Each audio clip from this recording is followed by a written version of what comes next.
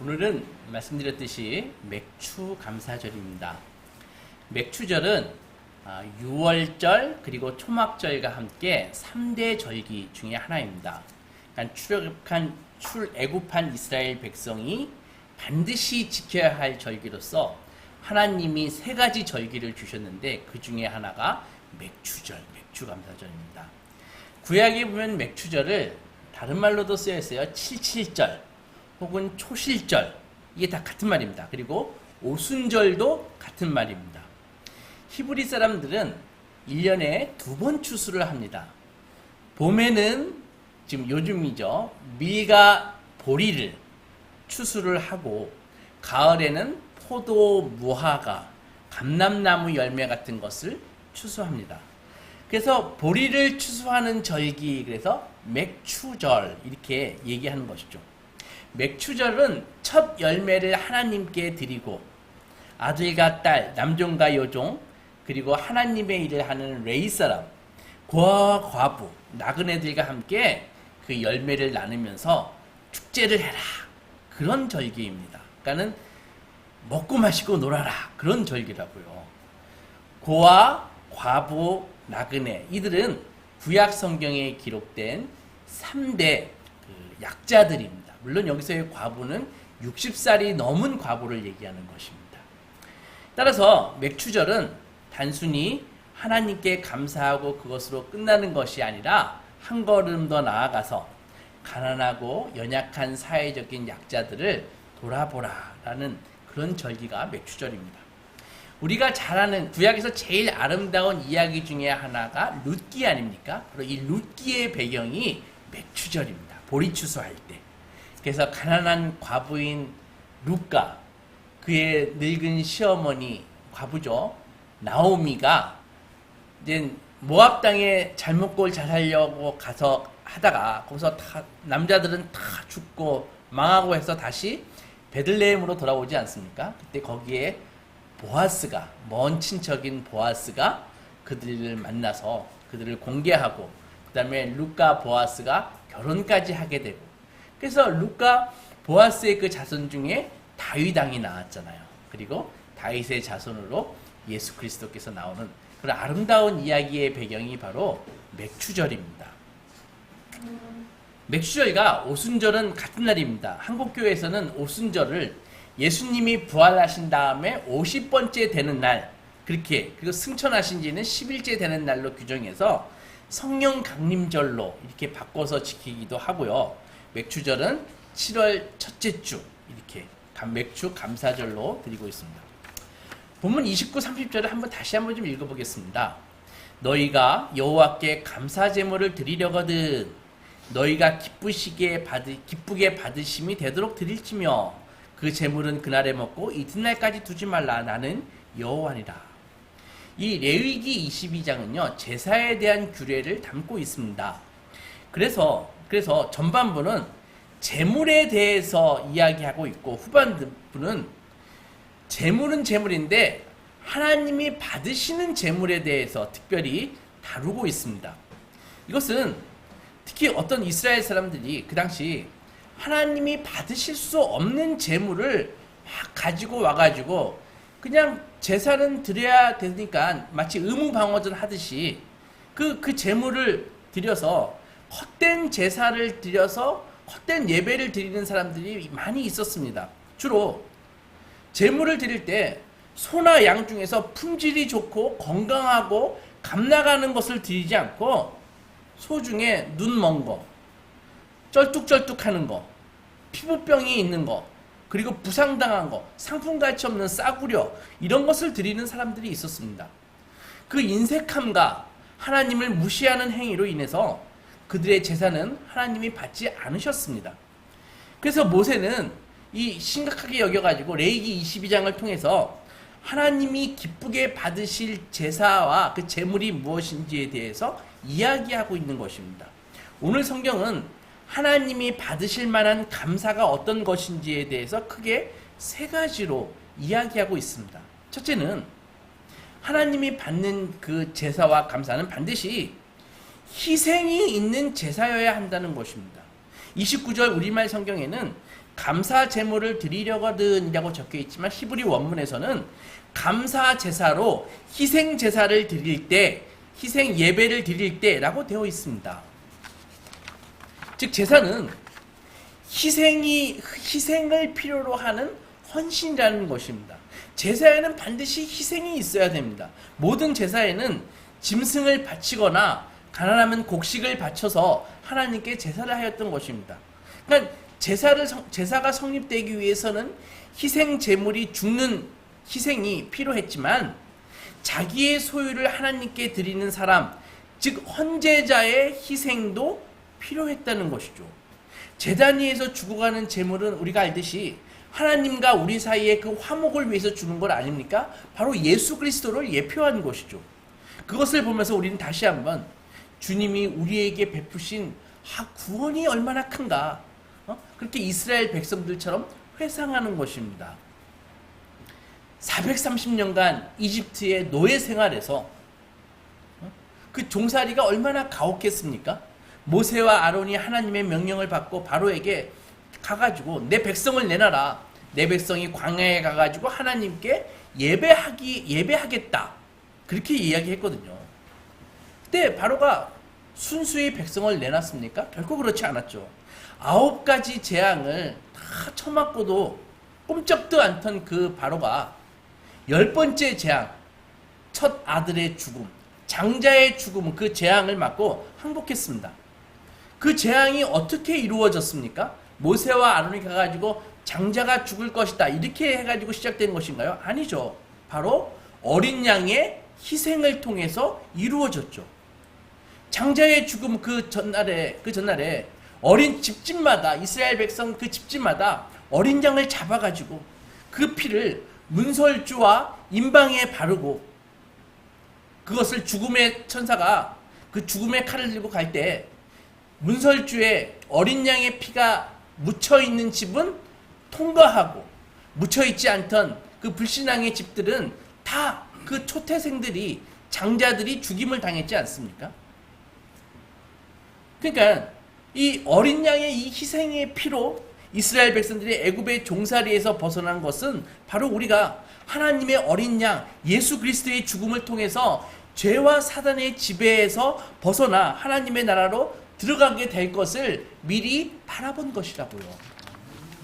그 구속이 성취될 때까지 하나님께서는 오늘도 이 실험식 교육범으로서 맥추절을 지키고 감사절을 지키고 주일을 지키게 하심으로써 구속의 사실을 생각나게 하시고 미래에 이루어질 영적인 그 구원을 확실하게 믿음과 소망을 가지고 바라볼 수 있게 하신 것입니다. 그러므로 감사의 제사는 언제나 희생이 뒤따랐고, 그리고 그 희생이 그 제물에게는 죽음이었지만 제사를 드리는 하나님의 백성에게는 언제나 기쁨으로 드리는 헌신이었다고요. 지금까지 하나님이 베풀어 주신 은혜를 생각해 보십시오. 본질상 진노의 자녀요 멸망의 자녀였던 우리가 하나님과 화목을 누리고 살아가고 있는 것이 누구 때문입니까? 어느 신이 우리의 기도를 듣고 사랑과 은혜로 응답하신 신이 어느 신이 있습니까? 하나님이 우리의 기도를 들으시게 된 것은 무엇 때문이었습니까? 모두 우리 주 예수 그리스도께서 우리와 하나님 사이의 그 화목을 위해서 자신을 십자가의 그 희생 제물로 드리는 그 희생이 있었기 때문입니다. 예수 그리스도의 그 자기의 죽음을, 자기의 생명을 내려놓는 그 희생 제사가 있었기에 오늘의 우리의 제사가 가능하고 우리와 하나님과의 화목이 가능한 것이라고요. 이 희생으로 구원받은 우리는 이제 구속의 은혜에 감사해야 됩니다. 우리는 그 구속의 은혜를 기초로 지금껏 보살펴 주신 하나님의 은혜를 생각해야 됩니다. 우리 영혼으로부터 육체에 이르기까지 지난 상반기 동안 땅의 자원과 하늘의 자원을 아낌없이 공급해 주신 하나님을 기억해 보십시오. 불의한 우리들을 그리스도의 죽음 때문에 의롭게 여기셔서 우리를 당신의 자녀로 받아주셨습니다. 지난 상반기 동안도 우리에게 시시때때로 많은 은혜를 주셨습니다. 그 모든 것이 그리스도의 희생으로 말미암아 우리에게 주어진 선물임을 기억하십시오. 그러므로 살아있는 동안 하나님의 은혜에 대해서 언제나 감사로 반응하시는 여러분이 되시기 바랍니다. 아멘. 우리 자신을 버리고 죽이는 희생이 있으므로 하나님에 대한 이 감사의 제사가 받아들여지는 것이니까 여러분 자신을 희생해서 주님께 감사하는 여러분들이 되시기 바랍니다. 두 번째는 우리 자신이 하나님께 받아들여지는 것입니다. 성경은 이렇게 말합니다. 제물을 드리려거든 너희가 기쁘게 받으심이 되도록 드릴지니라. 구약에서 이스라엘 백성들은 오해를 했습니다. 그들은 제물이 아주 값비싸고 훌륭하면 그 제물을 드리는 사람, 헌제자가 어떠하든지 하나님이 기뻐할 거라고 생각했습니다.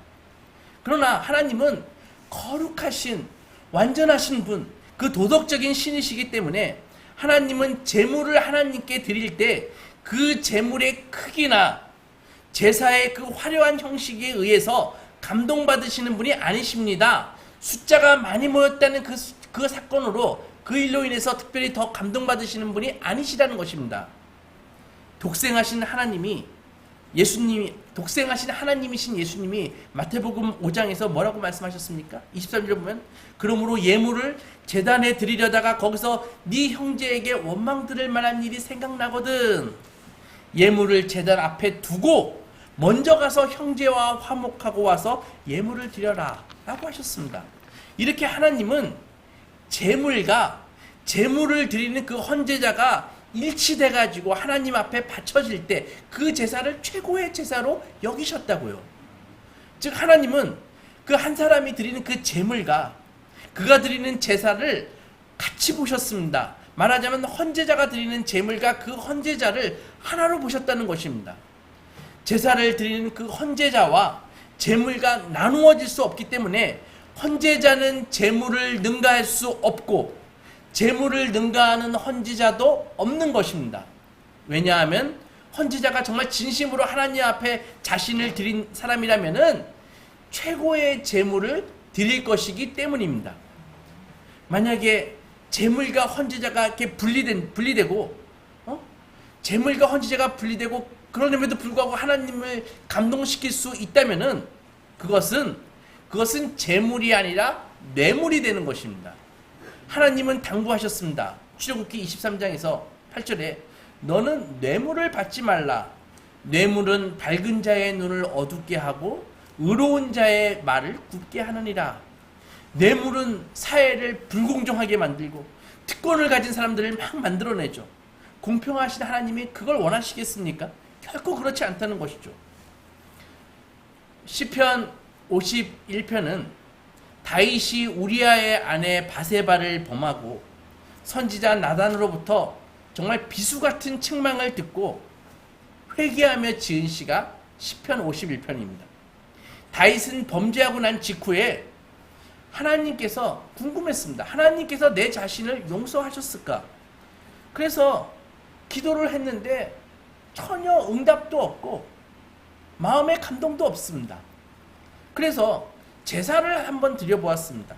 나는 제사가 필요해. 내가 제사를 통해서 하나님을 만날 거야 하면서 말입니다. 다윗은 제사 그까짓 거 맘만 먹으면 얼마든지 드릴 수 있는 거 아니야? 예배 그까짓 거 언제든지 드릴 수 있는 거 아니야? 교회 가기만 하면 목사님이 무조건 좋아하시던데. 여러분 다윗에게 무엇이 부족했겠습니까? 다윗에게 천천의 우양이 없었을까요? 만만의 암소가 없겠습니까? 아들 솔로몬이들이 1,000번제 아니라 1만 번제를 못 드렸을까요? 왕인 자신을 위해 제사를 집례해 줄 제사장이나 목사가 없었겠습니까? 모두 넘치도록 갖고 있었습니다. 그래서 드렸습니다. 그러나 하나님께서 그 제사를 안 받으셨습니다. 정성이 부족한가? 재물이 부족한가? 헌금 액수가 작아? 그래서 다시 드려보았습니다. 반복해서 마찬가지로 하나님이 안 받으셨습니다. 다윗은 깨달았습니다. 하나님이 받으시는 제사가 죽임당한 어린 양이나 각을 뜬 양이 아니라 상한 심령이여 통회하는 마음이라는 것을 깨달았습니다.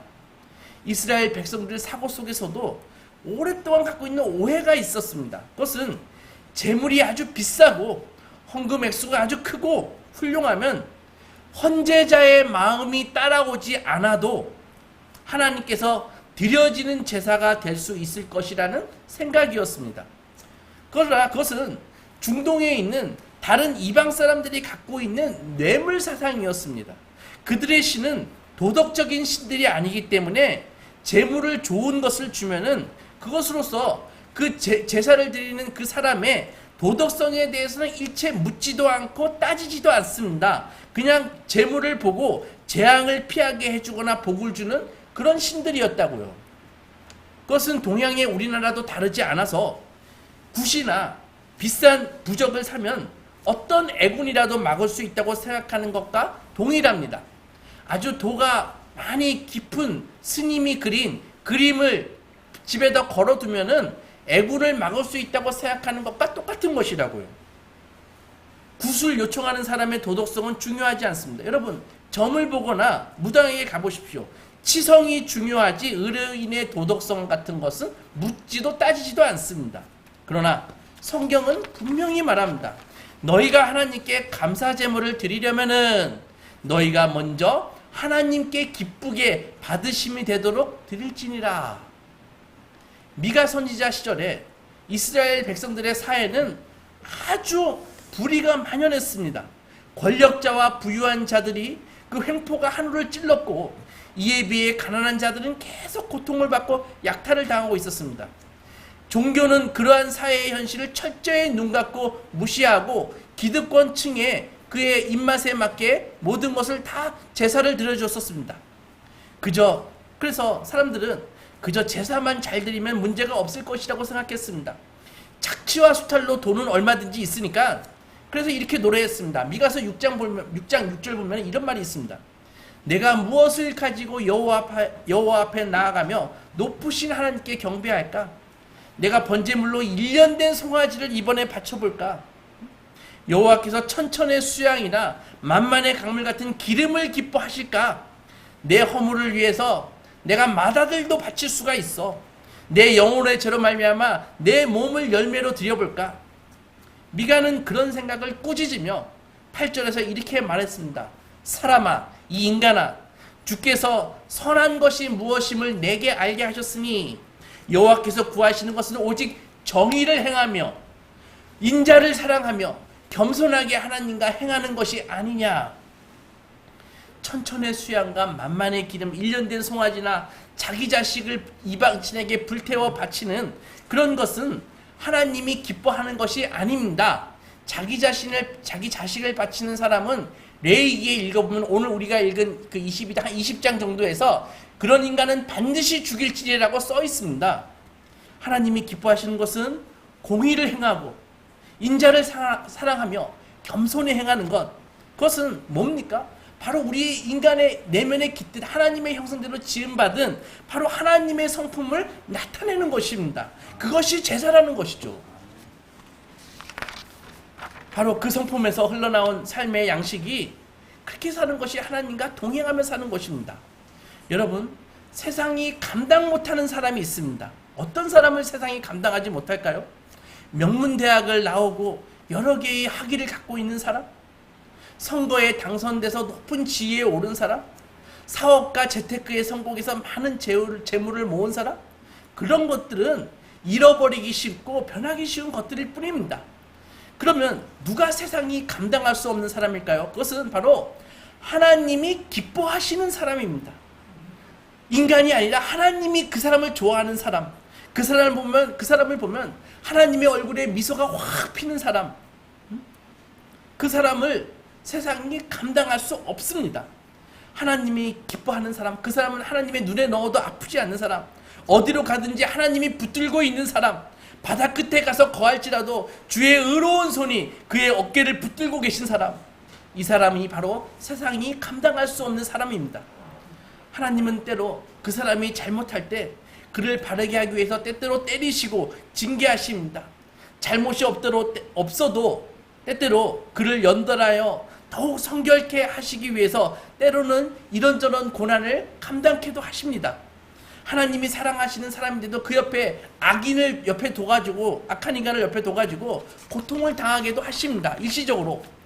하나님은 종종 그를 때리시고 벌할지라도 누군가 다른 이들이, 하나님의 자식이 아닌 다른 이들이 그를 치려고 할 때 하나님은 그를 용서치 않으십니다.